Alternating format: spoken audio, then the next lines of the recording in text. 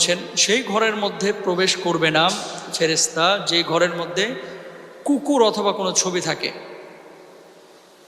কালবুন আও তাসাউরা, স্পষ্টভাবে আল্লাহ রাসূল সাল্লাল্লাহু আলাইহি ওয়াসাল্লাম বলেছেন যে কুকুর এবং ছবি যে ঘরের মধ্যে থাকে সেই ঘরের মধ্যে রহমতের ফেরেশতারা প্রবেশ করে না। অনেক সময় দেখা যায় যে বিদেশ থেকে 3 লক্ষ 4 লক্ষ 5 লক্ষ টাকা খরচ করে কুকুরের বাচ্চা কিনে নিয়ে আসে, তারপরে মুসলমানের বাচ্চা এই কুকুরকে লালন পালন করে ঘরের মধ্যে। এটা জায়েজ নয় আপনার জন্য। আপনি কি কুকুর চান নাকি আল্লাহর রহমতের ফেরেশতা চান? মনে রাখবেন, রহমতের ফেরেশতা যদি কোনো ঘরে না থাকে সেই ঘরের মধ্যে ঝগড়া, ঝড় ঝঞ্ঝাট, মারামারি, হানাহানি এগুলো চলতে থাকবে। স্বামী স্ত্রীর মধ্যে মনোমালিন্যতা এগুলো চলতে থাকবে, কারণ সেই ঘরের মধ্যে বরকত থাকবে না।